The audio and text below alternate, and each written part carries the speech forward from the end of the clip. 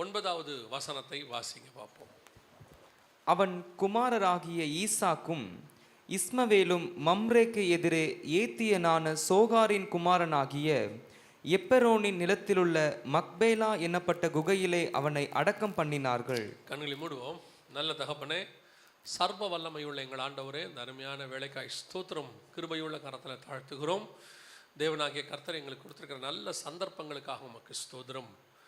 நீர் இன்று காலை வேளையிலிருந்து இடைப்பட்டு கொண்டே இருக்கிறீர். போன செஷன்லையும் பேசுனீங்க, இந்த செஷன்லையும் கர்த்தர் இடைபடுவீராக. எங்கள் ஆண்டவர் இயேசு கிறிஸ்துவின் நாமத்தில் பிதாவே, அல்லேலூயா.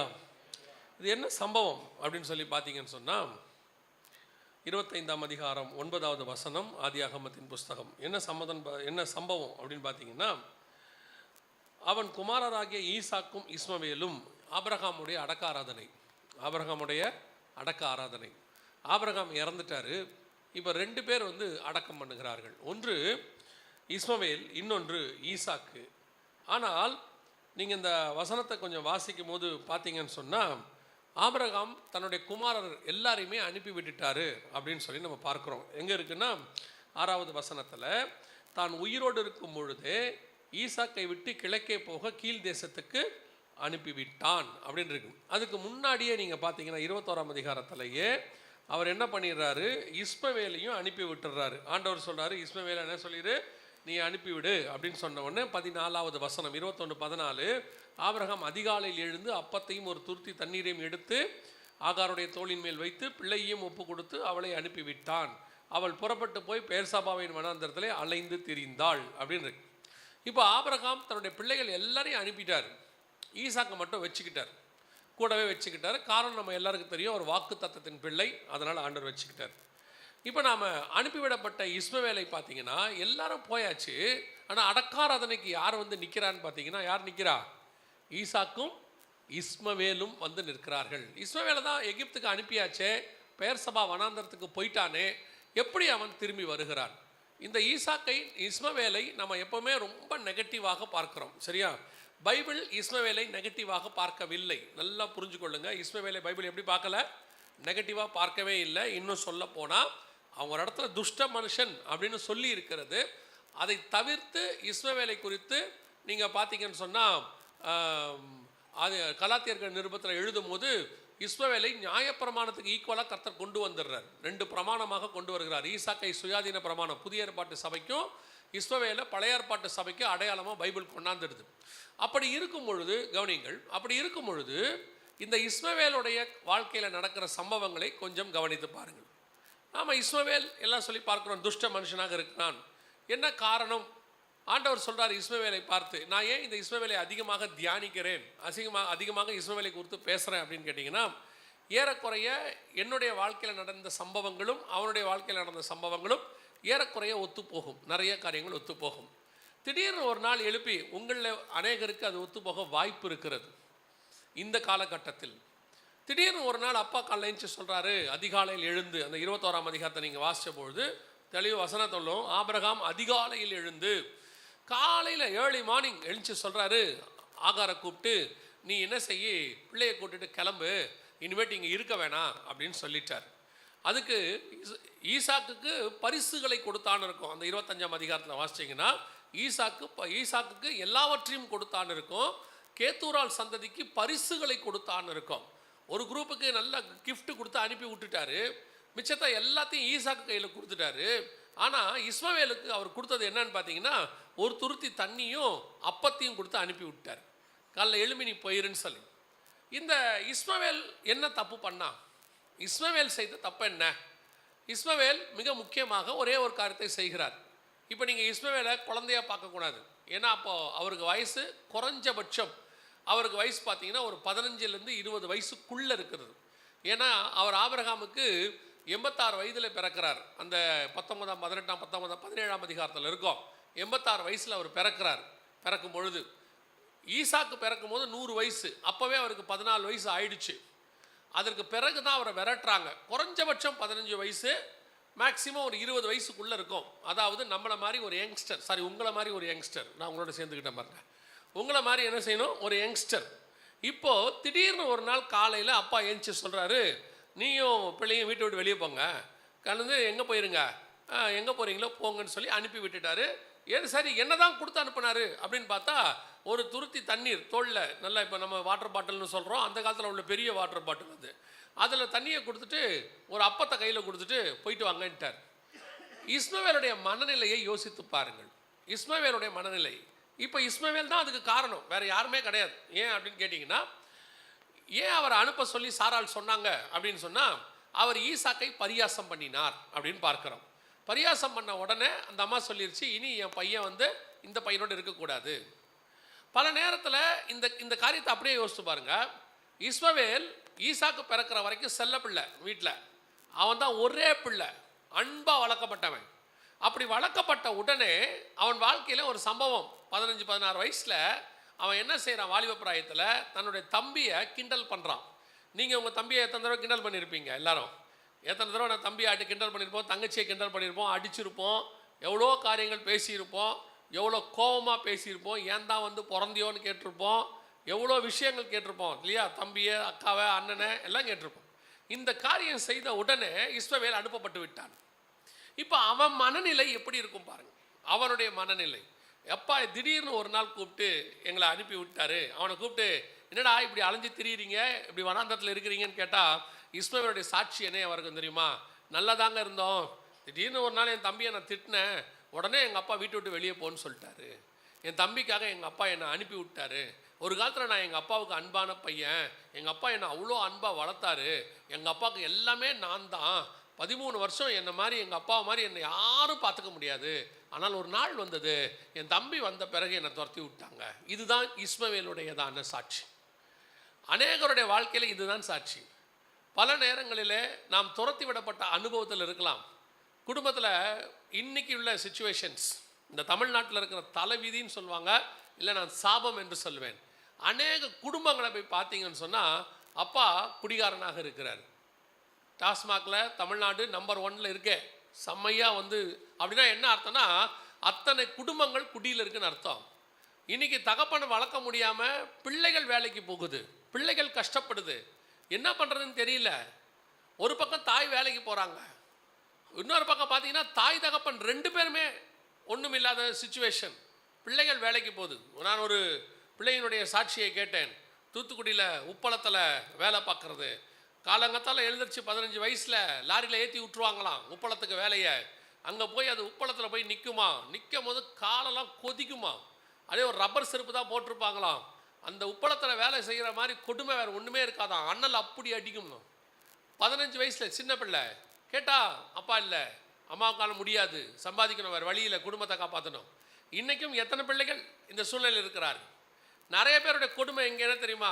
சரி, இது கஷ்டப்படுறவங்க தான் இப்படி இருக்கிறாங்களான்னு கேட்டிங்கன்னா, பணக்கார வீட்டு பிள்ளைகளோட உட்காந்து பேசுகிறோம். வெளிநாடுகளுக்கு போகும்போது ஒரு 15 வயசு பையனோட உட்காந்து பேசணும். அவங்க வீட்டில் அந்த பையன், இப்போலாம் புதுசாக ஒரு வியாதி சொல்கிறாங்க, நீங்களாம் கேள்விப்பட்டிருப்பீங்களான்னு தெரியாது, ஓசிடி ப்ராப்ளம் அப்படின்னு சொல்கிறாங்க. எத்தனை பேர் கேள்விப்பட்டிருக்கீங்க ஓசிடி ப்ராப்ளம்? பரவாயில்ல, ஒரு 5-10 பேருக்கு அது தெரியுது.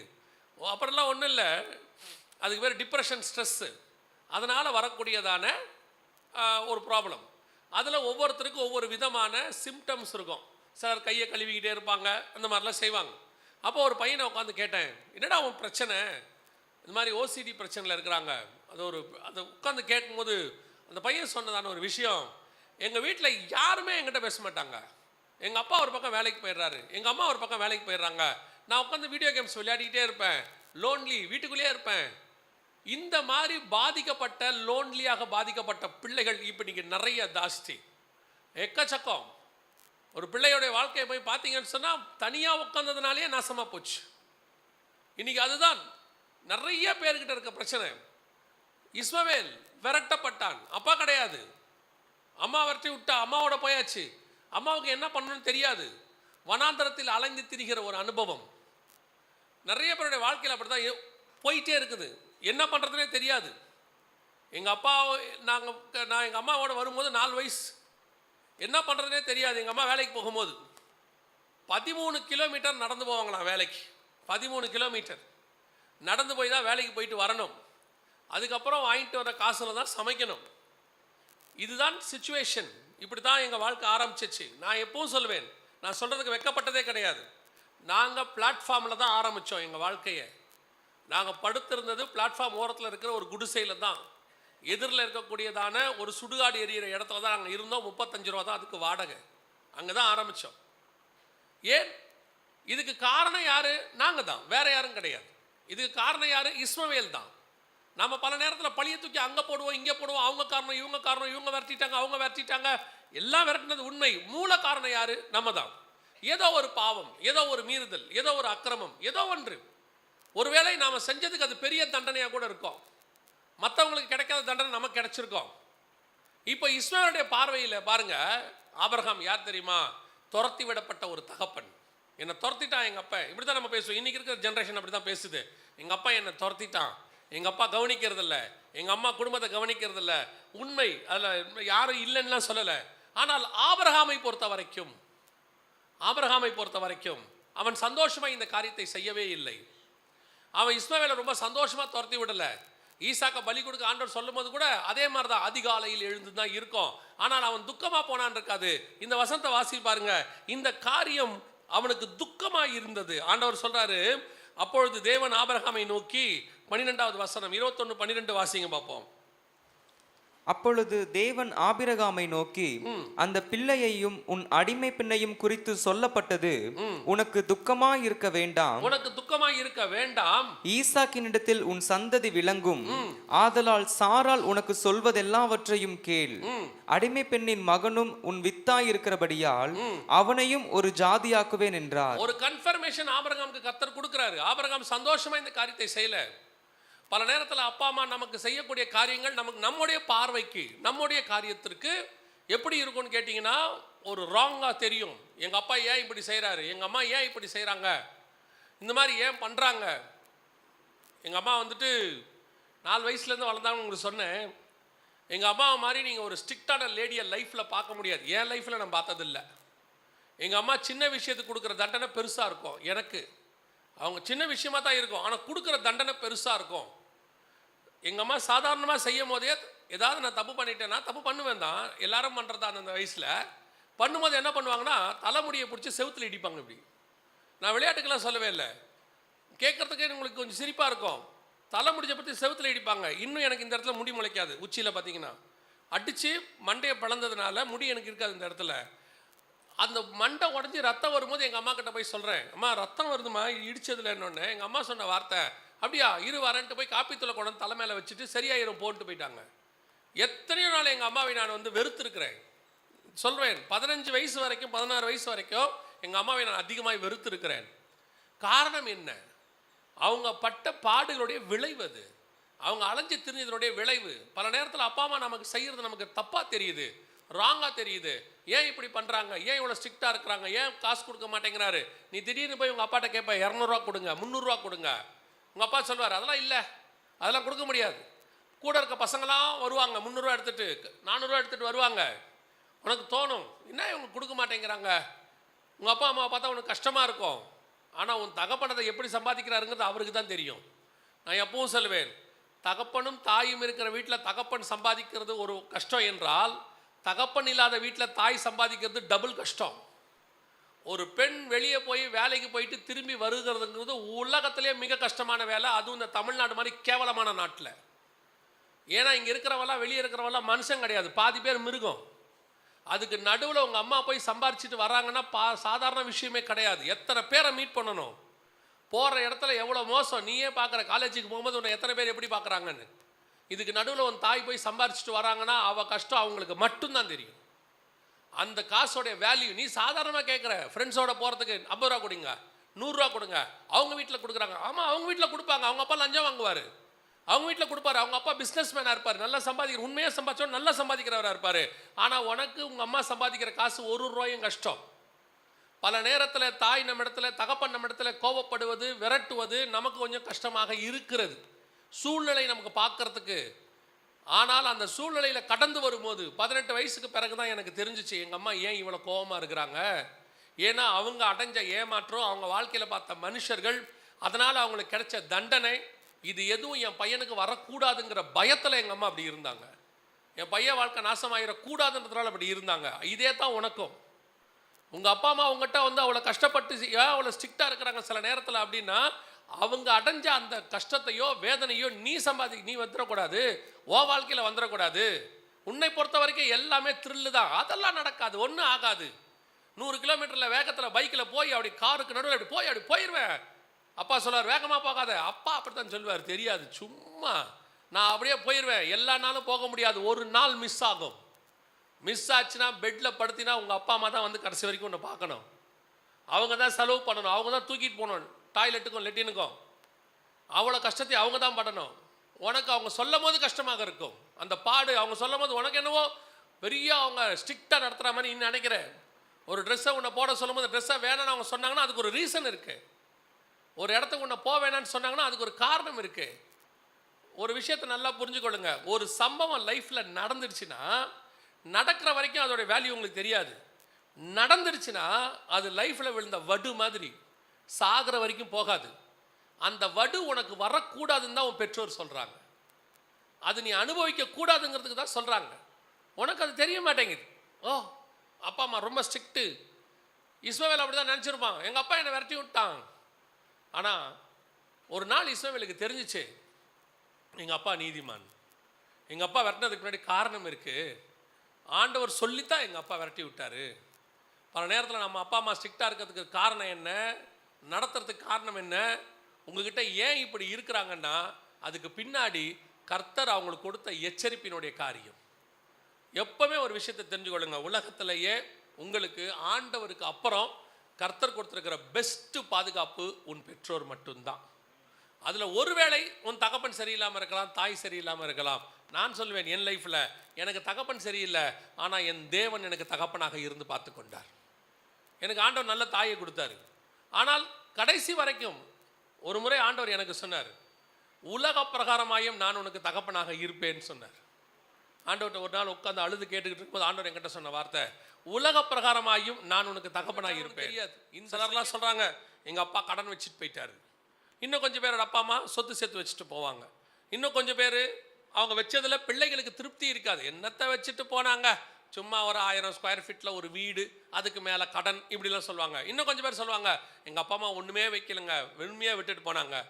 நான் எப்பவும் சொல்லுவேன், உன் தாய் தகப்பன் நீதிமானாக இருந்தால் உனக்கு அவங்க எது வைக்கிறாங்களோ இல்லையோ அவர்கள் தேவனிடத்திலிருந்து வாக்கு தத்தத்தையும் ஆசீர்வாதத்தையும் வாங்கி வைத்து விட்டு போயிருக்கிறார்கள்.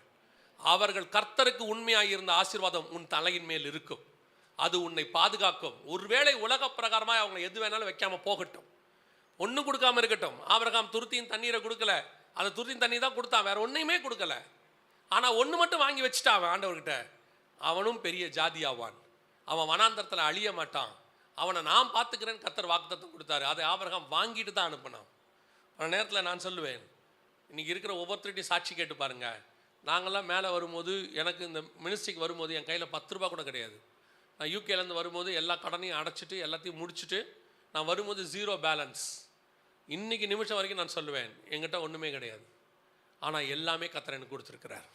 நான் 0ல் ஆரம்பித்த கர்த்தர் இன்னைக்கு எல்லாம் எனக்கு கொடுத்துருக்கிறாரு. இது யார் எனக்கு கொடுத்தது? எங்கள் அம்மா என்ன கொடுத்தாங்க? எங்கள் அம்மா சாக்கிற வரைக்கும் நாங்கள் வாடகை வீட்டில் தான் இருந்தோம். இப்போவும் அப்படி தான் இருக்கோம். அது வாடகையும் இல்லை, சொந்தம் இல்லை, அப்படி ஒரு வீட்டில் இருக்கோம் நாங்கள். அது இன்னொருத்தருடைய வீடு, எங்களை ஃப்ரீயாக இருக்க சொல்லி கொடுத்துருக்குறாங்க. ஸோ வாடகை கிடையாது, ஃப்ரீயாக இருக்கிறோம். அவங்க காலி பண்ண சொன்னால் பண்ணிடணும், அது வேறு விஷயம். ஆனால் ஒன்று மட்டும் நான் சொல்லுவேன், எங்கள் அம்மா எனக்கு போகும்பொழுது ஆண்டவர்கிட்ட இருந்து ஒரு ஆசீர்வாதத்தை வாங்கி என் தலைமையில் வச்சுட்டு தான் போயிருக்கிறாங்க. நான் எங்கள் அம்மாட்ட சாகிறதுக்கு முன்னாடி கேட்டேன், என்னம்மா என் மேலே உங்களுக்கு ஏதாவது வருத்தம் இருக்கா அப்படின்னு கேட்டேன். சாகிறதுக்கு ஒரு மாதத்துக்கு முன்னாடி அவங்க சொன்ன வார்த்தை, எனக்கு என்னடா வருத்தம், கர்த்தர் எனக்கு நல்ல பிள்ளையை கொடுத்தாரு, நல்ல ஊழியக்கார பிள்ளையை கொடுத்தாரு, எனக்கு ரொம்ப சந்தோஷமாக இருக்கிறது என்று சொன்னார்கள். இந்த வார்த்தை எனக்கு போதும், அது தலைமுறைக்கும் என்னை காப்பாற்றி கொண்டு போய் பரலோகத்தில் வச்சிடும்.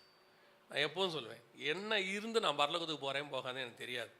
ஆனால் எனக்கு கொடுத்த கர்த்தர் கொடுத்ததான பெற்றோரை, என் தாயை கடைசி வரைக்கும் பார்த்து பத்திரமா கொண்டு போய் அங்கே வச்சிட்டோம். அவங்கள கொண்டு போய் தனியாக வச்சு ஓல்டேஜ் ஹோமில் வச்சு பார்க்க மாட்டேன்னு சொல்லி அதெல்லாம் கிடையவே கிடையாது.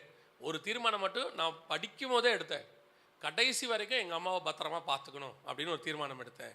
அந்த தீர்மானம் அவங்களோட 81வது வயசில் அவங்க கர்த்தருக்குள் நித்திரை அடைகிற வரைக்கும் கூட இருப்பதற்கு கர்த்தர் கிருபை தந்தார், நடத்துவதற்கு கர்த்தர் கிருபை தந்தார்.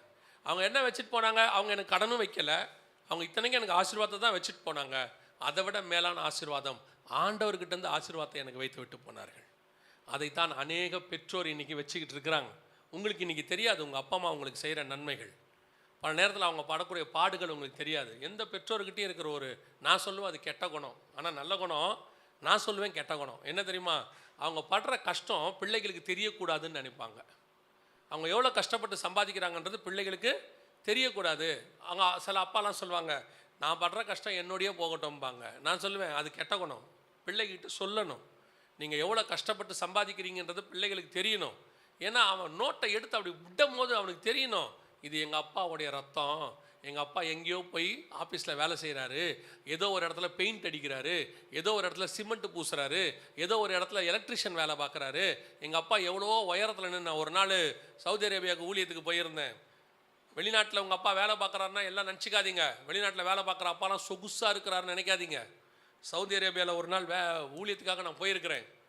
மத்தியானம் ஒரு 12-1 மணி இருக்கும். அப்போ கவர்மெண்ட்டே நாட் அலவுடு சொல்லியிருக்கு, 11 மணிலேருந்து 4 மணி வரைக்கும் யாரும் வெளியே வரக்கூடாது.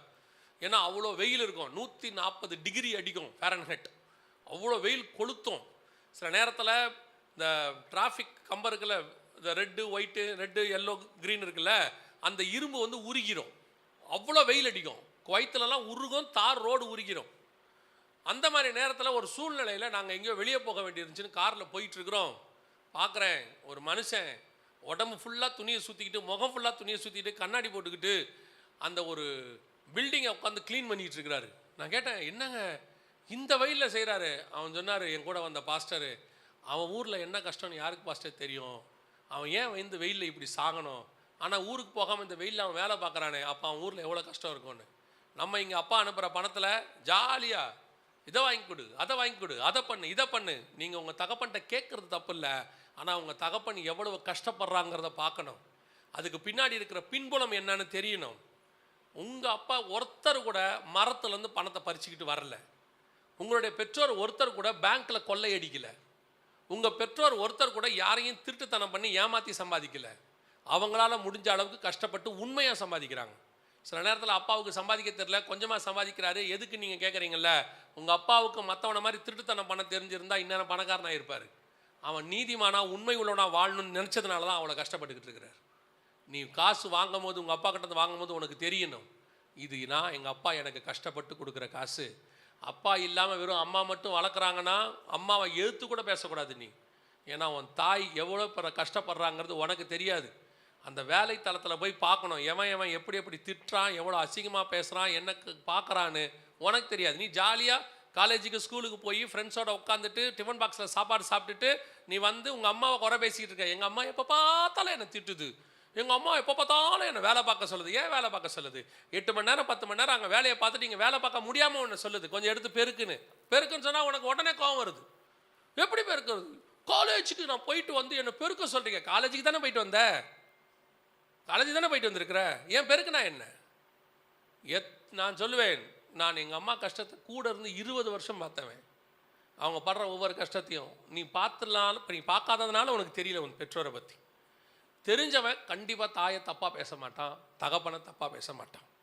இது இஸ்மவேலுக்கு ஒரு நாள் தெரிஞ்சிச்சு. எங்கள் அப்பா என்னை சும்மா துரத்தலை, வாக்குத்தத்தம் வாங்கிட்டு தான் துரத்தினாரு. எங்கள் அம்மாவை வெறும் துருத்தி தண்ணீரோட துரத்தலை, எங்கள் அப்பா ஒரு நீதிமான்னு தெரிஞ்சிச்சு. அதனால தான் அடக்காராதனைக்கு எந்த பிள்ளையும் வரல, ஈசாக்கோடு கூட இஸ்மவேல் வந்து நின்றான். ஏன் இஸ்மவேல் அடக்கத்துக்கு வந்தான்? எங்கள் அப்பா என்ன பார்த்துட்டு கெட்டவன் நான் நினச்சேன், ஒரு காலத்தில் நினச்சது உண்மைதான். இல்லை, எங்கள் அப்பா நல்லவன், எங்கள் அப்பா நீதிமான், எங்கள் அப்பா விசுவாசத்தின் தகப்பன், எங்கள் அப்பா ஒரு தீர்க்கதரிசி. எனக்கு ஆசீர்வாதத்தை எங்கள் ஆண்டவர்கிட்ட வாங்கி என் தலை மேலே வச்சுட்டு தான் எங்கள் அப்பா செத்துருக்கிறார். இந்த உண்மையெல்லாம் ஒரு நாள் இஸ்மவேலுக்கு தெரிஞ்சிச்சு.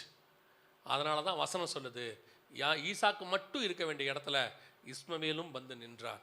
அதனோட அர்த்தம் என்ன தெரியுமா? எங்கள் அப்பா எனக்கு செஞ்சது எல்லாமே நன்மைக்காக மட்டுமே. எங்கள் அப்பா ஒரு நீதிமான் என்பது எனக்கு தெரிஞ்சிச்சு அப்படிங்கிறதுனுடைய விளக்கம்தான் அந்த வசனம். ஆதியாகமத்தின் புஸ்தகம் 25ஆம் அதிகாரம். இஸ்மவேலும் ஈசாக்கும் அவனை அடக்கம் பண்ணினார்கள். கேத்துராள் பிள்ளைகள். ஈசாக்கு காலையில் ஏஞ்சி வெளியே போவோமா? போலாம்ப்பா. கூப்பிடும் போது ஈசாக்கு மினிமம் 12 வருஷம் இருக்கும், 12 வயசு இருக்கும். போலாம்ப்பா. காலையில் கூப்பிட்டுட்டாரு, அப்பா கையை பிடிச்சிட்டு ஈசாக்கு போகும்போது என்ன நினச்சி போயிருப்பாரு? காலையில் அப்பா கூப்பிடும் போது ஏதோ டிஃபன் வாங்கி தர போகிறாரு, நம்மள தான் அப்படி நினச்சிருப்போம்ல. ஏதோ வாங்கி தர போகிறாரு, கையை பிடிச்சிட்டு கூப்பிட்டு போகிறாரு. போகிறாரு 3 நாள் போகிறாரு. 3 நாள் போன பிறகு ஒரு இடத்துக்கு போயிட்டு, அப்பா எங்கப்பா போகிறோம்? வாப்பா சொல்கிறேன். கூட்டிகிட்டு போகிறாரு. 3 நாள் பிரயாணம் பண்ணிட்ட பிறகு ஒரு மலைக்கு மேலே கூப்பிட்டு போகிறாரு. அப்பா எங்கப்பா போகிறோம்? வாப்பா சொல்கிறேன். போகும்போது கேட்குறாரு, அப்பா பலி செலுத்த போகிறோமா? ஆமாப்பா. ஆட்டுக்குட்டிப்பா? வாப்பா சொல்கிறேன். போய் படுக்க வச்சு கையை காலை கட்டி கத்திய ஓங்கினா இப்போ ஈசாக்குக்கு அப்பா மேலே எப்படி இருக்கும்? ஈசாக்கு என்ன நினச்சிருப்பான்? ஏய், எங்கள் அப்பனை மாதிரி ஒரு கொலைகாரனை லைஃப்பில் பார்க்க முடியாது. காலையில் கூப்பிட்டான்னு எங்கள் அப்பா கூட கிளம்பி வந்தா 3 நாள் என்னை கிளம்பி வந்து எங்கள் அப்பா கூட ஏதோ ஜாலியாக டூர் போகிறோம், ட்ரிப்பு போகிறோம், எங்கள் அப்பா என்னை கூட்டிகிட்டு போகிறாரு, அதுவும் ஏர்லி மார்னிங் கூப்பிட்டு போயிட்டாரு. ஜாலியாக கழுது மேலே உட்காந்து, ஏன்னா அன்றைக்கி இருக்கிறதுலே கழுது தான் இருக்கிறதுலே பெஸ்ட்டு டிரான்ஸ்போர்ட். அன்றைக்கி இருக்கிறதுல கார் மாதிரி. அப்பா கழுத மேலே உட்கார வச்சு கூட்டிகிட்டு போகிறாரு. ஜாலியாக வந்தா கையை காலை கட்டி கத்தியை வாங்குறான் மனுஷன். இப்போ ஈசாக்கோட வியூ எப்படி இருக்கும்? ஏன்னா எங்கள் அப்பா இவ்வளோ பெரிய கொலைகாரனாக இருக்கிறான், எப்பா கத்திப்பா ஒரு பேச்சு கிடையாது. ஓங்கிட்டாப்புல கையை. ஒரு இடத்துல ஒரு சவுண்டு வருது, கையை பிள்ளையண்டான் மேல் கையை போடாது. அதுக்கப்புறம் தான் கையை இறக்கணும். ஈசாக்கோட வியூவில் எப்படி இருக்கும் தெரியுமா? எங்கள் அப்பாவுக்கு என் மேலே பாசமே இல்லை. எங்கள் அப்பாவுக்கு என் மேலே பாசமே இல்லை. எங்கள் அண்ணனை துரத்தும் போது துக்கமாக இருந்துச்சு, ஆனால் என்னை கூப்பிட்டு வரும்போது சந்தோஷமாக தான் கூப்பிட்டு வந்தார். ஆனால் ஆபிரகாமுக்கு ஒன்று தெரியும், இது ஆண்டவர் கொடுத்த பிள்ளை, ஆண்டவர் கேட்குறாரு. அதனால தான் தைரியமாக சொல்கிறார், நானும் பிள்ளையாண்டானும் போயிட்டு வருவோன்னு எனக்கு தெரியும். ஆனாலும் பிள்ளை வியூவில் பல நேரத்தில் தகப்பன் தாய் செய்கிறது இப்படி தான் இருக்கும். நம்ம வெட்டுற மாதிரி இருக்கும், கோபமாக இருக்கும், நம்மளை கண்டிக்கிறது அப்படி இருக்கும், கத்தியை ஓங்குற மாதிரி இருக்கும். மல்லாக்கா படுத்துட்டு பார்க்கும்போது எப்படி இருக்கும் யோசிச்சு பாருங்க. எப்பா கத்தியை ஓங்குறப்பா, வெட்ட போறியாப்பா? ஆமாம். ஏன்பா? ஆண்டவர் கேட்குறாரு. நியாயமாக ஈசாக்கு சொல்லணும், அப்படி ஒரு ஆண்டவரே எனக்கு வேண்டாம்யா, அப்படி ஒரு ஆண்டவரே எனக்கு வேண்டாம். பல நேரத்தில் நாம் அப்படி தான் முடிவெடுக்கிறோம். ஏன் ஆண்டவர் இப்படிலாம் சொல்கிறாரு, ஏன் இப்படி நடத்துகிறாரு, இந்த ஆண்டவரே எனக்கு வேணாம். ஒன்று மட்டும் நான் உங்களுக்கு சொல்லிட்டு போகிறேன். நான் இயேசுவை 18 வயசில் ஏற்றுக்கொண்டேன். 18வது வயசில் ஏறக்குறைய 33 வருஷம் எனக்கு முடிஞ்சிருச்சு. இது 34வது வருஷம் இயேசுவோடு ட்ராவல் பண்ண ஆரம்பிச்சு.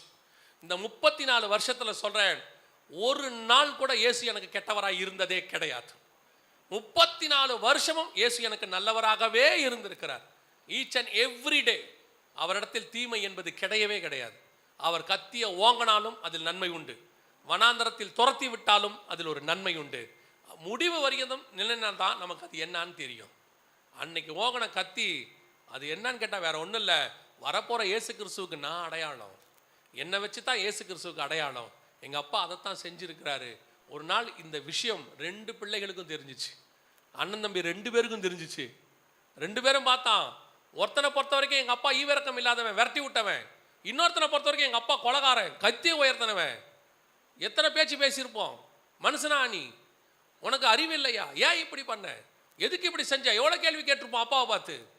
அந்தால என்ன பண்ண, அவனுக்கு தெரியாது, இன்னசென்ட். ஆண்டவர் சொல்கிறத செய்கிறான், அவ்வளோதான். அவனுக்கு வேற ஒன்றுமே தெரியாது. அப்பாவுக்கு தெரிஞ்சதெல்லாம் ஆண்டவர் சொன்னார். பல நேரத்தில் நான் அந்த அனுபவத்துக்குள்ளே போவேன். பிள்ளைகளுக்கு பேரண்ட்ஸ் டீச்சர்ஸ் மீட்டிங் வர சொல்லுவாங்க, போக முடியாது. இங்கே ஆண்டவர் சொல்வார் ஊழியத்துக்கு போகணும். திடீர்னு ஒரு இடத்துல பிள்ளைகள் சொல்லுவாங்க, அப்பா இன்னைக்கு வரணும், இங்கே வர முடியாது.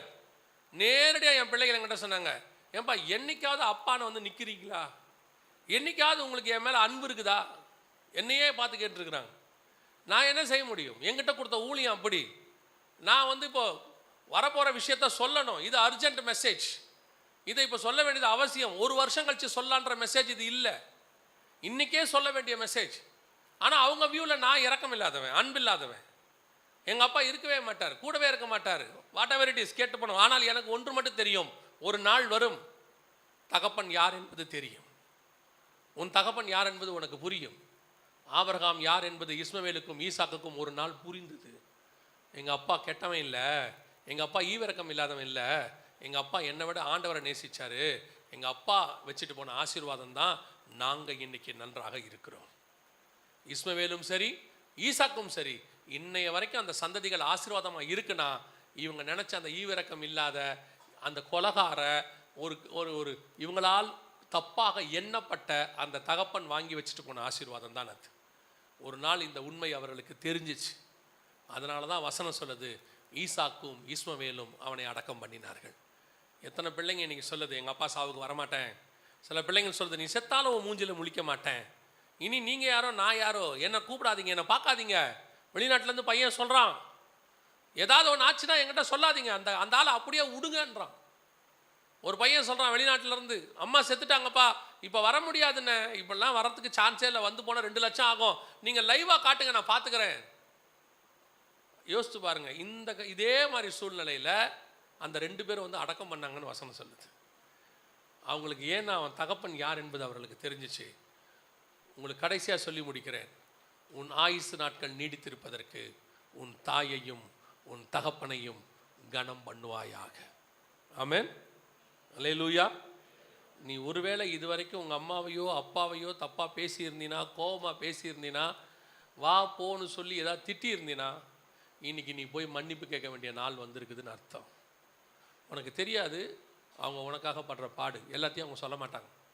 போய் சொல்லு, ஒரு தப்பு இல்லை. அவங்க ஏதாவது வேலை செய்ய சொன்னால் சொல்லு. அவங்க முடியாமல் இருந்ததுனால உங்கள்கிட்ட சொல்லுவாங்க, முடிஞ்ச வரைக்கும் வேலையை செஞ்சுடுவாங்க, முடியலன்னா மட்டும்தான் உங்கள்கிட்ட சொல்லுவாங்க. 1-2 தாய் தகப்பன் விதிவிலக்கு, குடும்பத்தை கவனிக்காத வீட்டை விட்டுட்டு போன அப்பன் இருக்கான், எதை பற்றியும் கவலைப்படாத அம்மா இருக்குது. இதெல்லாம் வந்து 1000ல் 1, இதை நம்ம விட்டுறணும். ஆனால் 100க்கு 99 தமிழ்நாட்டை பொறுத்த வரைக்கும், ஆசியாவை பொறுத்த வரைக்கும் நல்ல தாய் தகப்பனை கர்த்தர் கொடுத்திருக்கிறார். அல்லேலூயா. நாம் ஜெபிக்க போகிறோம். எந்திரிக்கலாமா? நாம் எல்லோரும் தேவனை நோக்கி பார்க்கிறோம். Thank you Jesus. நன்றி ஆவியானவரே, கிருபையுள்ள கரத்தில் தாழ்த்துகிறோம். நீங்கள் இப்பொழுது வாலிப பிராயத்தில் இருக்கிறீங்க. இப்போ உன் தாய் தகப்பனை பற்றி உனக்கு ரொம்ப தெரியாது, ஆனால் உனக்கு தெரியும், கொஞ்சம் தெரியும், உங்கள் அப்பா என்ன கஷ்டப்படுறாருன்னு தெரிய வாய்ப்பு இருக்குது. வருகை தாமதிச்சா உன் வாழ்க்கையில் உன் பிள்ளைகள் வரும்போது உனக்கு அந்த வலி தெரியும், என்னான்னு பெயின் தெரியும். சில நேரத்தில் அப்பா அம்மா கொஞ்சம் கடினமாக நடந்துப்பாங்க. நீ நினச்சப்ப உன் அளவுக்கு அவங்களுக்கு அறிவு இல்லைன்னு நினச்சிப்ப. யோசிச்சு பாரு, உனக்கு அவ்வளோ செலவு பண்ணுறவங்க ஏன் அவங்களுக்கு அந்த செலவு அவங்க பண்ணிக்கல பாரு. உனக்கு 30,000 50,000 1 லட்சம் ஃபீஸ் கட்டுறாங்க, ஆனால் அவங்களுக்குன்னு எதையும் வாங்கி வச்சுக்கணும்னு அவங்களுக்கு தோணவே இல்லை பாரு. அவங்களுடைய ஒரே எண்ணம் நீ நல்லா இருந்தால் போதும், அவ்வளோதான். அப்படிப்பட்ட நீதிமான் தாய் தகப்பனை கர்த்தர் உனக்கு ஒத்துருக்கிறார். எத்தனையோ தகப்பன் குடிகாரனா குடும்பத்தை பார்க்காம இருக்கான், எத்தனையோ தாய் ஊதாரியாக அலைஞ்சிட்டு இருக்கிறான். ஆனால் உனக்கு ஆவிக்குரிய தாயையும் தகப்பனையும் கர்த்தர் கொடுத்துருக்கிறார். அவங்கக்கிட்ட வேற ஒன்றும் இல்லாமல் இருக்கலாம், ஆனால் உனக்காக ஜெபிக்கிற ஜெபம் அவங்கக்கிட்ட இருக்கு. அவர்கள் கொடுத்த துருத்தி தண்ணீரை விட அவன் வாங்கி கொடுத்த ஆசீர்வாதம் இஸ்மவேலுக்கு ரொம்ப பெருசு. அவன் ஈசாக்கு கொடுத்ததான பரிசுகளை விட, ஈசாக்கு கொடுத்தவைகளை விட அவனுக்கு கொடுத்த ஆவிக்குரிய ஆசீர்வாதம் பெருசு. அதே மாதிரி தான் உன் தாய் தகப்பன் உனக்கு என்ன கொடுத்தாங்க கொடுக்கல ரெண்டாவது, ஆனால் உன் தலைமையில் அவங்க வச்சுட்டு போயிருக்காங்க பாரு ஒரு ஆசீர்வாதம், ஒரு ஜெபம். நீதிமானின் சந்ததி அப்பத்துக்கு இறைஞ்ச நிலையில் வசனம் சொல்லுது. நாம் ஜெபம் பண்ண போகிறோம். ஒருவேளை இதுவரைக்கும் நீ உன் தாய் தகப்பனை உதாசீனப்படுத்தி இருந்தால், அவங்களை வேதனைப்படுத்தி இருந்தால், அவங்கள அழப்பண்ணி இருந்தால், முதலாவது தேவனோடு கூட ஒப்புரவாக, ரெண்டாவது வீட்டுக்கு போய் அவர்களோடு கூட ஒப்புரவாக. அந்த இளையகுமாரன் சொன்னான் தகப்பனை பார்த்து, ஆண்டவரே தகப்பனே, நான் பரத்துக்கும் உமக்கும் விரோதமாய் பாவம் செய்தேன். 2 வகையான பாவம் இருக்கு. பரத்துக்கு விரோதமானது, பெற்றோருக்கு விரோதமானது. இப்போ நம்ம ஒப்பு கொடுக்க போகிறோம். ஒருவேளை நீ அப்படிப்பட்டதான காரியங்கள் செஞ்சுருக்கிற, உனக்குள்ள அப்படி ஒரு கில்ட்டி இருக்கு, நான் இன்னைக்கு அதெல்லாம் நான் இந்த காரியங்களில் கொஞ்சம் கொஞ்சம் நானும் செஞ்சுருக்கிறேன் அப்படின்னா, உன் தேவன்கிட்ட ஒப்புரவாக முதல்ல அது அந்த நேரம், இது ஒப்புரவாகிற நேரம். நீ அப்படி ஒப்புரவாக விரும்பினா உன் கரங்களை ஆண்டவருக்கு நேராக உயர்த்தி, ஆண்டவரே என்னை உம்முடைய இரத்தத்தால் ஒரு விசை என்னை கழுவும். நான் என் தாய் தகப்பனை பெற்றோரை பேசினது உண்மை, உதாசீனப்படுத்தினது உண்மை, இருதயத்தில் அவர்களை குறித்து தவறாய் நினைத்தது உண்மை, அவர்களுக்கு விரோதமாய் நான் எண்ணங்கள் நினைத்தது உண்மை. ஒரு விஷயம் உடைய இரத்தத்தால் என்னை கழுவும். நீ ஒப்புக்கொடு. கர்த்தர் உன் பாவங்களை மன்னிக்க வல்லமை உள்ளவராய் இருக்கிறார். எல்லாம் கண்களை மூடியிருப்போம். அப்படி ஜெபிக்கிறவங்களாம் கரங்களை ஆண்டவருக்கு நேராக உயர்த்தி ஒரு நிமிஷம், ஆண்டவரே இதுவரைக்கும் நான் பேசின வார்த்தை என் தாய் தகப்பனை காயப்படுத்தின வார்த்தை. என் நிமித்தம் அவர்கள் அழுதுருப்பாங்களே ஆண்டவரே, ஐயோ என் பிள்ளை இப்படி பேசிடுச்சே, ஐயோ இப்படி என்னை உதாசீனப்படுத்திடுச்சே, நீ பேசிட்டு காலேஜுக்கு போயிட்ட, நீ பேசிட்டு வேலைக்கு போயிட்ட, நீ பேசிட்டு வெளியே போயிட்ட, ஆனால் அதை நினச்சி அழுதுட்டு இருந்தது அவங்க மட்டும்தான். நீ ஒப்பு கொடு தேவ சமூகத்தில், ஆண்டவரே இனி என் வாயிலிருந்து அப்படிப்பட்ட வார்த்தைகள் புறப்படாதிருப்பதாக. ஒப்பு கொடுப்போமா? ரெண்டாவது, நீ வீட்டுக்கு போய் உன் பெற்றோரிடத்துல மன்னிப்பு கேட்கறது ஒரு தப்பும் கிடையாது. கர்த்தர் உணர்த்தினார்னு சொல்லு. அந்த இளையகுமாரன் போய் தகப்பன்ட்ட மன்னிப்பு கேட்டான். அடுத்த நிமிஷம் அவன் வாழ்க்கையை கர்த்தர் மாற்றி அமைச்சிட்டார். சர்வ வல்லமையுள்ள எங்கள் ஆண்டவரே, இந்த அருமையான வேலைக்காய் ஸ்தோத்திரம். உடைய கிருபையுள்ள கரத்திலே தாழ்த்துகிறோம். எங்கள் பிள்ளைகள் உமக்கு முன்பாக தங்கள் கரங்களை உயர்த்தி ஒப்பு கொடுக்குறாங்கப்பா. ஆண்டவரே, அவர்கள் ஜெபங்களுக்கு கர்த்தர் அக்செப்ட் பண்ணுங்க. இந்த பாவ அறிக்கையை கர்த்தர் ஏற்றுக்கொள்ளுங்க. எங்கள் பிள்ளைகள் இனி உமக்கேற்ற பிள்ளைகளாக, தாய் தகப்பனை கனம் பண்ணுகிற பிள்ளைகளாக, உண்மையுள்ள பிள்ளைகளாக இருக்க கிருபை பாராட்டுங்கப்பா. ஆண்டவரே, உமக்கு மட்டும் அல்ல ஆண்டவரே, பெற்றோருக்கும் கீழ்ப்படிந்திருக்க கிருபை பாராட்டும். ஆசீர்வதியும். இந்த வார்த்தைகள் அவர்கள் இருதயங்களில் கிரியை செய்யட்டும். எங்கள் ஆண்டவர் இயேசு கிறிஸ்துவின் நாமத்தில் ஒப்பு கொடுத்து ஜெபிக்கிறோம் ஜீவனுள்ள நல்ல பிதாவே.